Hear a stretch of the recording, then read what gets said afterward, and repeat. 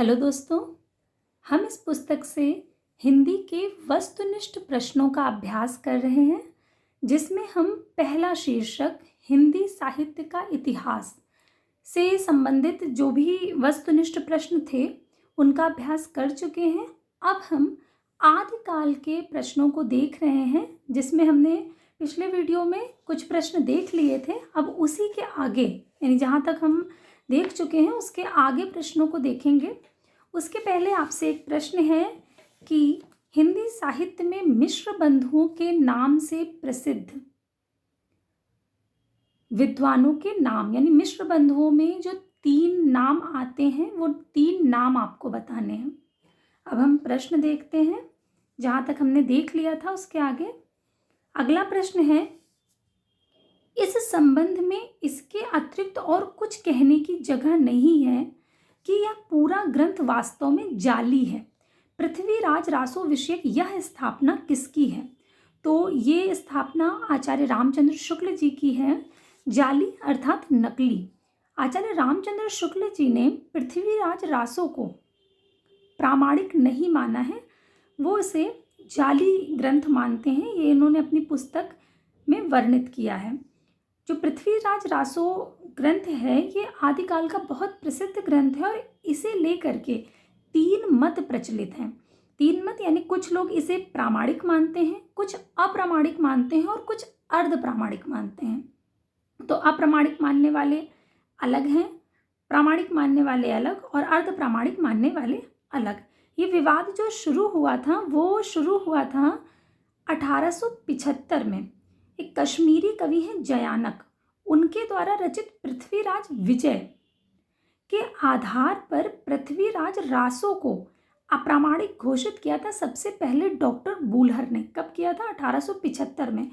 तब से ये 3 वर्ग बट गए हैं, जिसमें अप्रामाणिक मानने वालों में डॉक्टर बूल्हर, गौरी शंकर हीराचंद ओझा, आचार्य रामचंद्र शुक्ल, देवी प्रसाद और कविराज श्यामल दास हैं। प्रामाणिक मानने वालों में श्याम सुंदर दास, कर्नल टॉड, मिश्र बंधु, मोहनलाल विष्णुलाल पंड्या और अर्ध प्रामाणिक मानने वालों में आचार्य हजारी प्रसाद द्विवेदी, डॉक्टर सुनीति कुमार चटर्जी और डॉक्टर दशरथ शर्मा हैं। अगला प्रश्न है कि इस ग्रंथ में श्रृंगार की ही प्रधानता है, वीर रस का किंचित आभास मात्र है। रामचंद्र शुक्ल की यह मान्यता किस ग्रंथ के संदर्भ में है? तो ये मान्यता उनकी बीसल देव रासो के संदर्भ में है।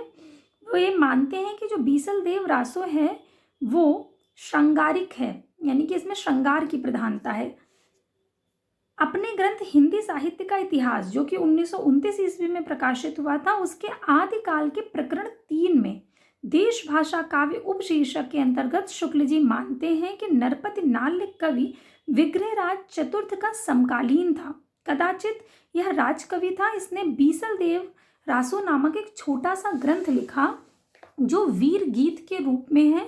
बीसल देव रासो में 4 खंड हैं। नाल के इस बीसल देव रासो में, जैसा कि होना चाहिए था, न तो उक्त वीर राजा की ऐतिहासिक चढ़ाइयों का वर्णन है, न उसके शौर्य पराक्रम का।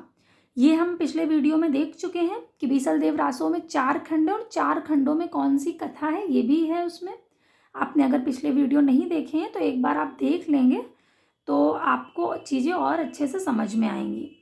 पृथ्वीराज रासो किसकी रचना है? चंद बरदाई की। बीसल देव रासो नरपति नाल्य, खुमान रासो दलपति विजय, विजयपाल रासो नल्ल सिंह।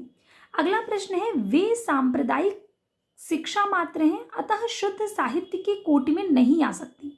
सिद्धों नाथों योगियों की रचनाओं के विषय में यह किसका मत है? पिछले वीडियो में जो आखिरी प्रश्न था वो इसी से संबंधित था।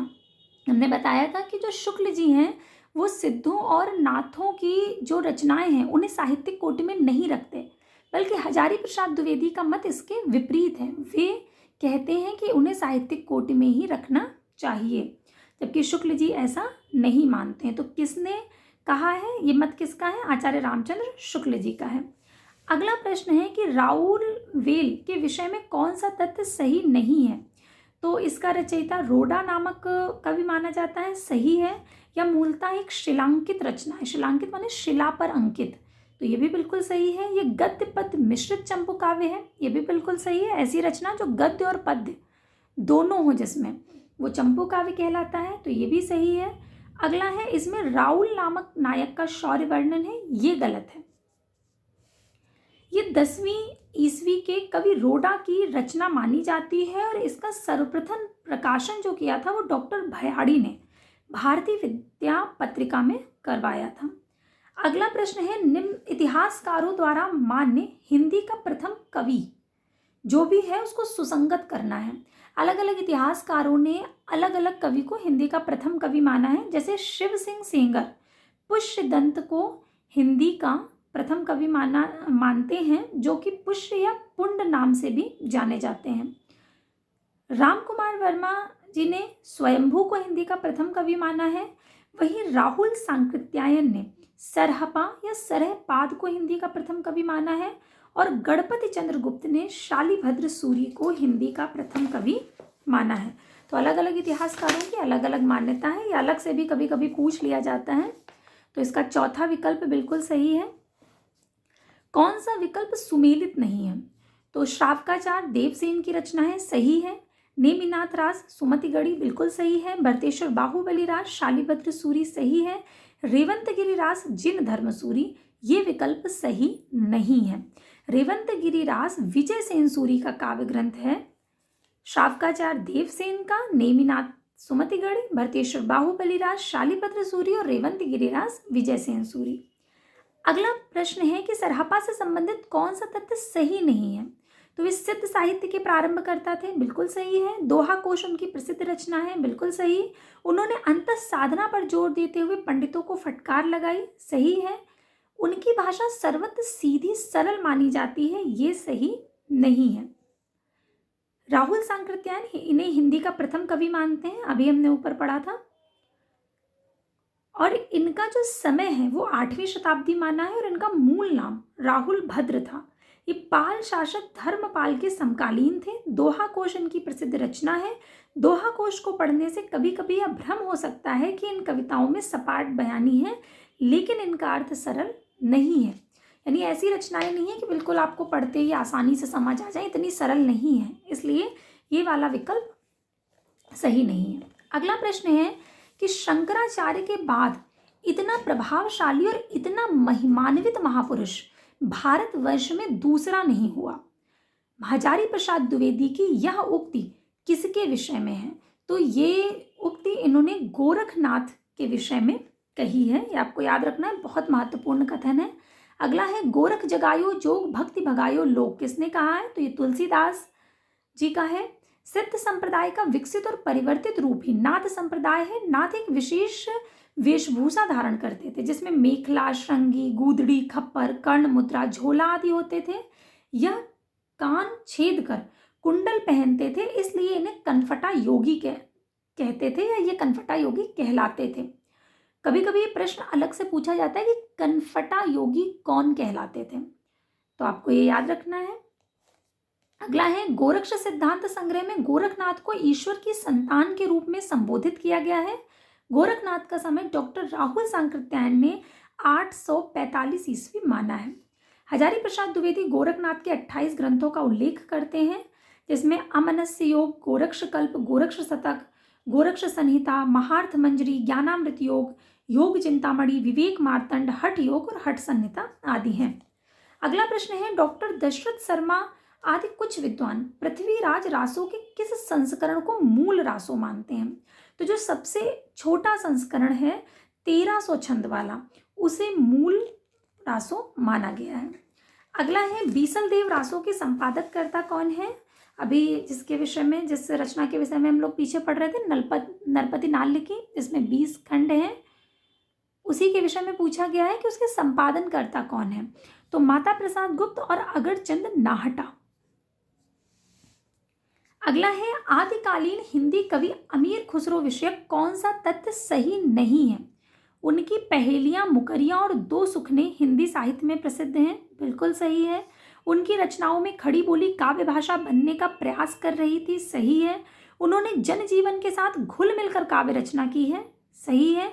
उनका लक्ष्य जनता को धर्मोपदेश देना मात्र था, ये सही नहीं है। अमीर खुसरो का जन्म सन 1253 ईस्वी में आधुनिक एटा उत्तर प्रदेश के पटियाली गांव में माना जाता है। इनकी पहेलियां, मुकरिया और दो सुखने हिंदी साहित्य में प्रसिद्ध हैं। ये आपने बहुत इनकी पहेलियां पढ़ी होंगी, बचपन में सुनी होगी, हम लोग सुनते थे, एक थाल मोती से भरा सबके सर पर औंधा धरा। ये इनकी अमीर खुसरो की ही पहेली है। इनकी बहुत सी पहेलियां और मुकरियां प्रसिद्ध हैं। इन्हें खड़ी बोली का प्रथम कवि माना जाता है। इन्हें तूतीय हिंद या हिंदी का तोता कहा जाता है। इन्होंने खुद को हिंदी का तोता कहा था, इसलिए इन्हें इस नाम से जाना जाता है। पूछा जाता है कि तूतीय हिंद नाम से किसे जाना जाता है या तूतीय हिंद के नाम से कौन प्रसिद्ध है, तो आपको याद रखना है अमीर खुसरो। इन्हें सितार के आविष्कार का श्रेय दिया जाता है। अगला प्रश्न है, आचार्य शुक्ल के अनुसार किस रचना के आधार पर विद्यापति मैथिल कोकिल कहलाए? हमने पिछली वीडियो में पढ़ा था कि विद्यापति को मैथिल कोकिल के नाम से जाना जाता है, लेकिन क्या उन्होंने ऐसा लिखा जिसके कारण उन्हें मैथिल कोकिल कहा जाता है? तो पदावली। शुक्ल जी के अनुसार पदावली जो उनकी रचना है उसके कारण उन्हें मैथिल कोकिल के नाम से जाना जाता है। उनकी जो प्रमुख रचनाएं हैं वो लिखनावली, पुरुष परीक्षा, दान वाक्यावली, गया पत्तलक वर्णकृत, दुर्गा भक्त तरंगिणी और गंगा वाक्यावली। तो ये इस और भी जो उनकी रचनाएं हैं, पिछले वीडियो में मैं पढ़ा था, उनकी बहुत सी रचनाएं हैं। ये कुछ मुख्य रचनाएं यहाँ पर दी गई हैं। कीर्तिलता और कीर्ति पताका उनकी अवहट्ट की है। पदावली और गोरक्ष विजय उनकी मैथिली भाषा में लिखा गया है। दुर्गा भक्त तरंगिणी जो है ये विद्यापति के पिता गणपति ठाकुर की अधूरी रचना थी, जिसे बाद में विद्यापति जी ने पूरा किया। कीर्तिलता विद्यापति की पहली रचना मानी जाती है, जिसे हजारी प्रसाद द्विवेदी ने भृंग भृंगी संवाद माना है। ये पूछा जाता है कि हजारी प्रसाद द्विवेदी विद्यापति की किस रचना को भृंग भृंगी संवाद के रूप में मानते हैं? तो आपको याद रखना है कीर्तिलता को। विद्यापति की पदावली की जो भाषा है वो मैथिली है, जो एक गीत काव्य है। सूर्यकांत त्रिपाठी निराला ने पदावली के श्रृंगारिक पदों की मादकता को नागिन की लहर कहा है। इसी रचना के आधार पर विद्यापति को मैथिल कोकिल कहा जाता है। अब विद्यापति की उपाधियां दी हुई हैं जो बहुत महत्वपूर्ण है, अलग से पूछी जाती हैं कि अभिनव जयदेव के नाम से किसे जाना जाता है या खेलन कवि किसे कहा जाता है। तो अभिनव जयदेव विद्यापति, आप इसे इस तरह से याद रख सकते हैं, अभिनव यानी कि जो नया हो। तो आप नए कैसे रह सकते हैं? यदि आप विद्या का अर्जन करते रहें तो आप नवीन बने रहेंगे। तो अभिनव आप कहाँ से रहेंगे? विद्या से। तो इस तरह से जोड़कर आप याद रख सकते हैं। कवि शेखर, कवि शिखर, शेखर मतलब होता है जो शिखर पर है। तो कवि शिखर पर कब रहेगा? जब वो विद्या का अर्जन करता रहेगा। तो कवि शेखर विद्यापति, खेलन कवि विद्यापति, वह संधि, वा से वह और व से विद्यापति। कवि कंठहार, आप किसी के भी कंठ का हार बन सकते हैं अगर आपके पास विद्या है, तो ऐसे आप जोड़कर याद रख सकते हैं। और दशावधान, ये सारी उपाधियां विद्यापति जी की हैं। अगला प्रश्न है कि इनमें से कौन सा विवरण सही नहीं है? सिद्धों की वाम मार्गी भोग साधना की प्रतिक्रिया में नाथ पंथियों की हठ योग साधना प्रारंभ हुई। बिल्कुल सही है।